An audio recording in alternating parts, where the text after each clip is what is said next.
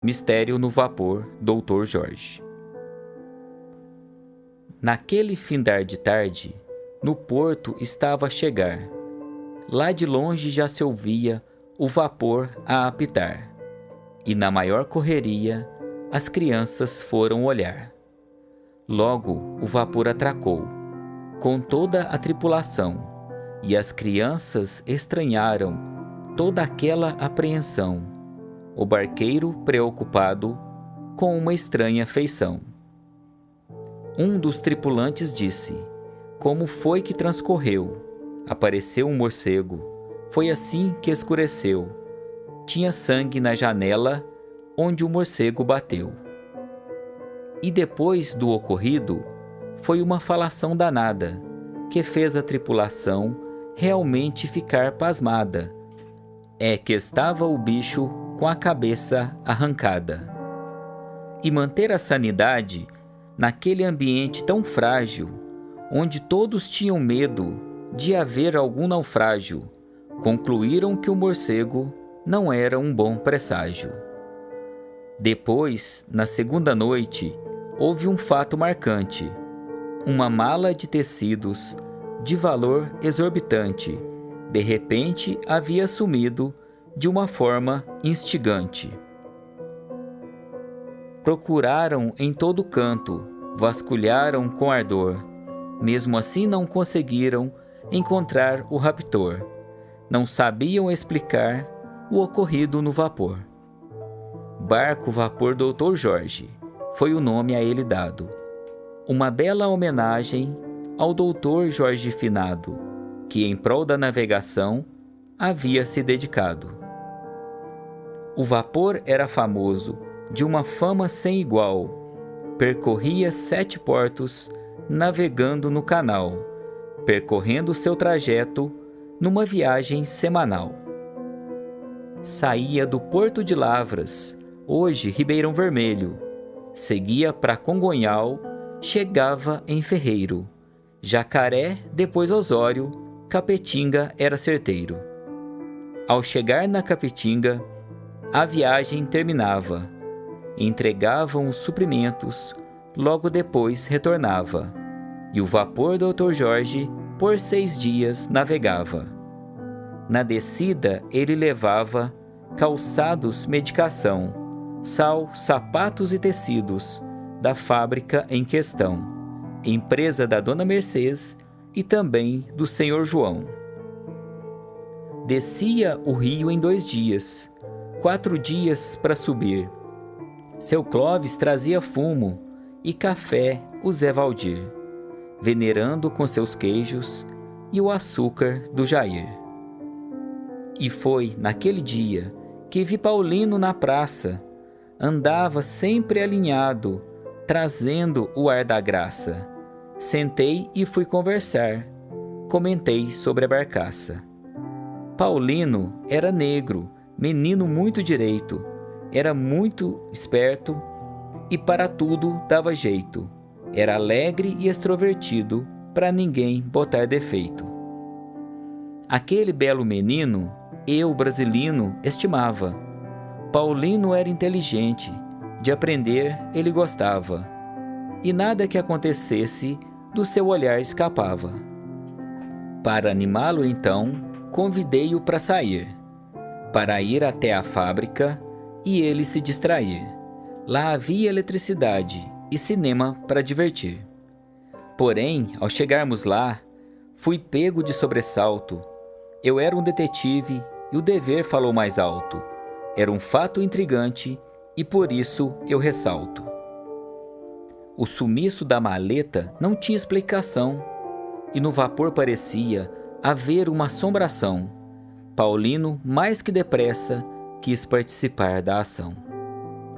A maleta que sumiu pertencia à Dona Mercês, que logo ao saber do fato, disse em claro português que iria embarcar para descobrir quem fez. Nós embarcamos no porto. Ao chegar à embarcação, fiquei eu e o Paulino de olho na tripulação. Seu Clóvis e Dona Mercês estavam em conversação. Dona Mercês perguntava se um barulho ele ouvia. O seu Clóvis afirmava que fantasmas não temia e que naquele momento nenhum barulho fazia.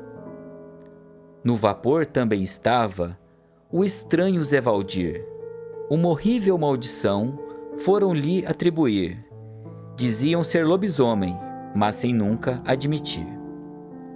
Valdir era responsável pelo café transportar, cujo dono, senhor Sales, foi-lhe encarregar, mas daquele seu trabalho não parecia gostar.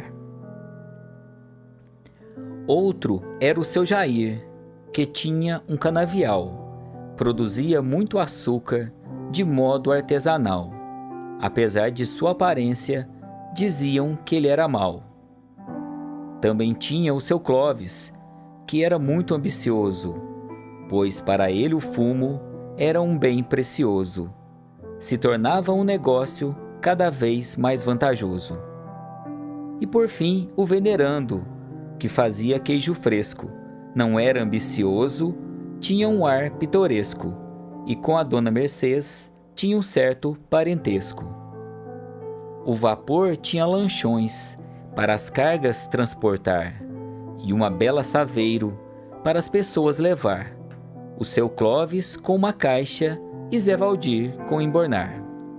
Foi então, naquela noite, que algo horrível aconteceu, pois perto da Dona Mercês uma cobra apareceu. Era uma cascavel, por pouco não lhe mordeu. Veio logo seu Hercílio para ela acudir. Ele era o barqueiro e vivia para servir. Jogou a cobra no rio e esperou ela sumir. Paulino se admirou com aquela confusão, e ele, a bordo do vapor, começou a investigação, estando sempre atento com aquela tripulação. Conversei com seu Hercílio, o velho senhor barqueiro. Disse ele que ouviu algo que deixou ele cabreiro. Diziam que seu Jair era um velho feiticeiro. As coisas mais sinistras ainda estavam por vir. Foi bem ao nascer do sol, quando começou a luzir, e encostado na grade se encontrava o seu Jair. Onde ele estava escorado, logo a grade se abriu. Ele perdeu o equilíbrio e dentro do rio caiu.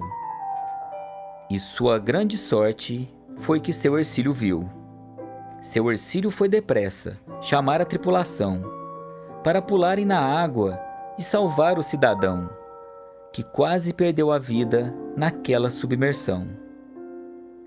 Acudiram seu Jair, que sentiu até azia, de tanto que bebeu água, mas logo se refazia. E neste tempo Paulino viu uma caixa vazia. Paulino conta ao Hercílio, que desvendou o mistério. Ele chama a tripulação para conversar a sério e revelar o vilão que descobriu com critério. Ao estarem reunidos, Paulino foi dizendo: ao saber deste mistério, muita coisa eu fui vendo, coisas que adulto não vê, sempre eu olho e aprendo. Vi um de nossos tripulantes fazendo algo suspeito. Ele foi até a grade e destravou o parapeito, escondido dos adultos para não acharem suspeito. Por eu ser uma criança, ele se esqueceu de mim, se preocupou com os homens para fazer algo ruim. Ele não me percebeu, cometeu o ato enfim. Foi assim que seu Jair no Rio Grande mergulhou. Quando ele firmou na grade, com seu peso ela soltou e caiu dentro do rio, quase que ele se afogou. Fui seguindo as pistas e uma caixa encontrei. Nela devia ter fumo e ao abrir eu não achei. Ela estava vazia e o porquê eu bem sei. O que estava na caixa já havia ido embora. Era aquela cascavel que assustou a senhora. Foi o Clóvis que a trouxe e a soltou naquela hora. O barqueiro diz então: O mistério está explicado, porque há muito tempo Clóvis andava bem chateado, pois queria levar mais fumo e eu não havia deixado. Paulino finalizou. Tudo começa a encaixar. Então Clóvis decidiu, ao vapor, ir assombrar. Jogou a mala no rio, tarde, para ninguém notar. Também levou um morcego, com a cabeça decepada. Pôs a cobra numa caixa, uma cascavel irada, e por fim o seu Jair caiu na sua cilada. Depois do fato explicado, o seu Clóvis confessou. Disse ter se arrependido pelos males que causou. Levei pra delegacia, na prisão ele ficou.